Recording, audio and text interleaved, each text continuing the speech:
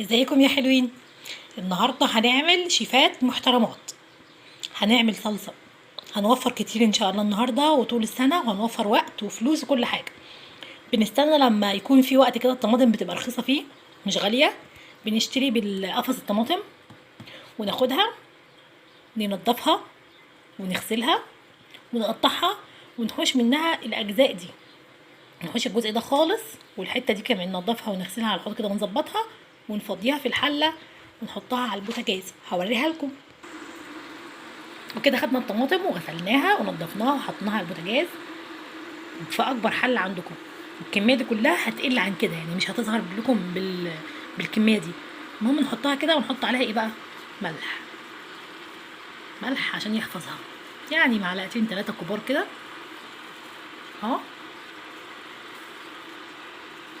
ونسيبها كده بقى لعند ما الطماطم كلها تقل والكميه تتصفط للنص، ونبقى نرجع تاني نوريها لكم اخبارها ايه. ونسيبها شويه على النار ونغطي عليها بقى بالغطا بتاعها ده.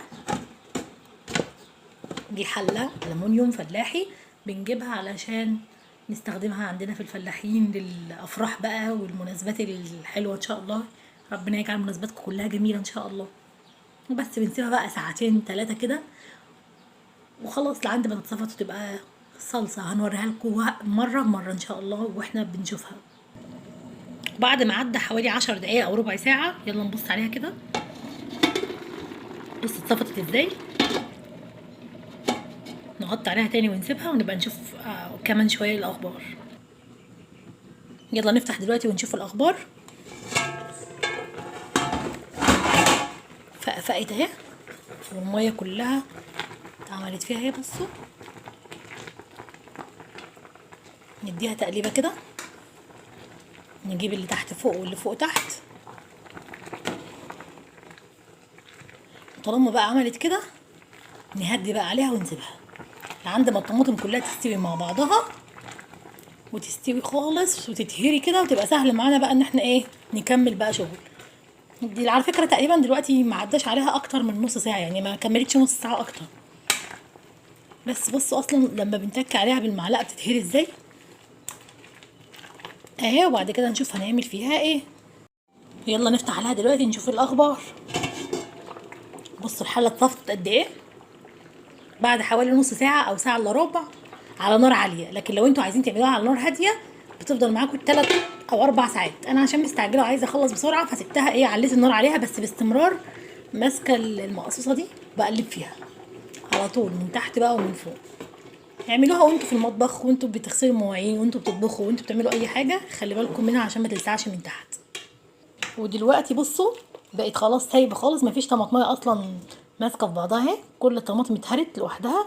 بتعرفوا ان هي استوت ازاي؟ لما تجيبوا المقصوصه كده وتتكوا عليها كده تلاقيها الطماطم بتنزل لوحدها اهي، يعني استوت يعني اهي. مفيش حاجه لاسعه ولا اي حاجه طالما باستمرار بقلب فيها. ونسيبها بقى تبرد تماما. وقدامكم بقى كذا خيار دلوقتي: يا لما تبرد تضربوها في الخلاط او بالهاند بلندر، او تصفوها بمصفى يدوي من غير اي حاجه. وهكمل لكم ونشوف هنعمل ايه بعد كده. ودلوقتي بعد ما الطماطم بردت خالص اهي زي ما انتم شايفين، نشيل بقى المصاصه دي ونشتغل بالهاند بلندر شويه، نفرمها ونرجع تاني بقى نشوف هنعمل فيها ايه. خليكم معايا.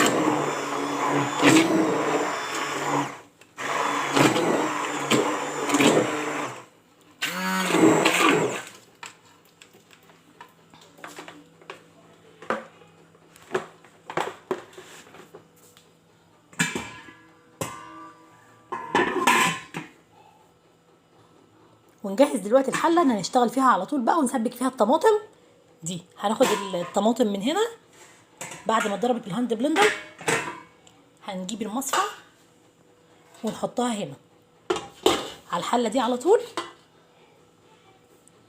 ناخد بقى من هنا ونحط هنا. الحله اصلا متولع عليها سخنه، نعمل كده بقى.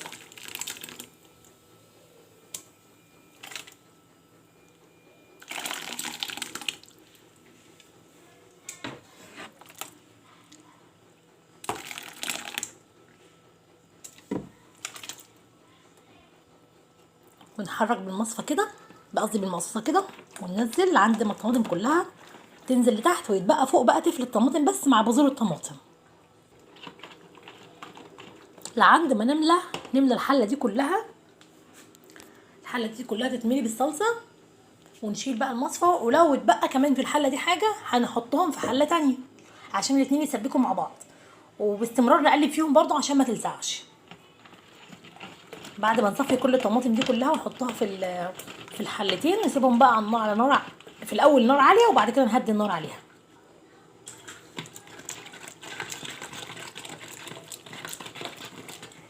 وده التفل اهو اصبح جاهز اهو.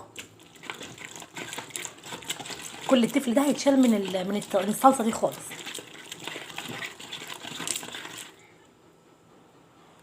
ونحط تاني،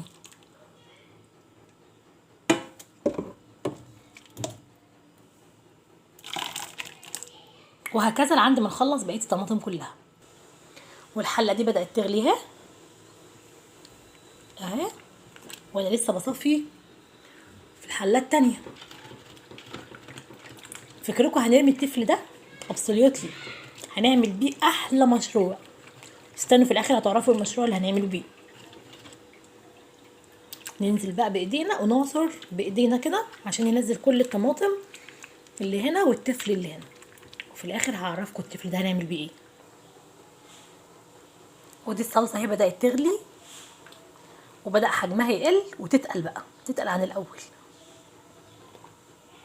هنغطي عليها بقى ونسيبها لعند ما تتقل على نار هاديه شويه، ما نعليش بقى، نبتدي نوطي من دلوقتي.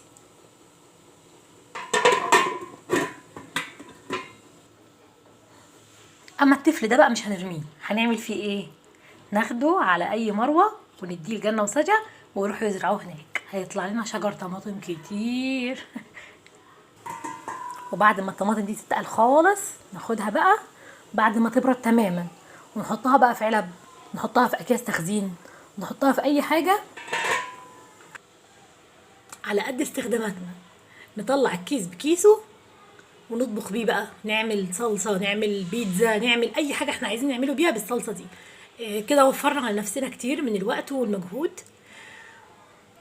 هو تعب بس النهارده، وبعد كده بترتاحي، بتعملي الاكل بسرعه جدا. وكمان وفرت فلوس كتير، بدل ما تروحي تشتري كيلو طماطم ب 10 جنيه، احنا اشترينا كيلو ب 4 جنيه وب 3 جنيه في جوه القفص، وعملنا بيه احلى صلصه وكميه تكفينا كام شهر. لو انت ست عامله وبتشتغلي اعمليه، هيريحك كتير. ولو انت ست بيت صدقيني هيوفر عليكي مجهود جامد جدا. سهل قوي، هتخرجي من الفريزر وتطبخي وبس كده يا حلوين. مع السلامه. اتمنى اكون فدتكم النهارده، ومتشكره جدا على متابعتكم لقناتي. ولو عجبكم الفيديو اعملوا لايك واشتركوا في قناتي. باي باي.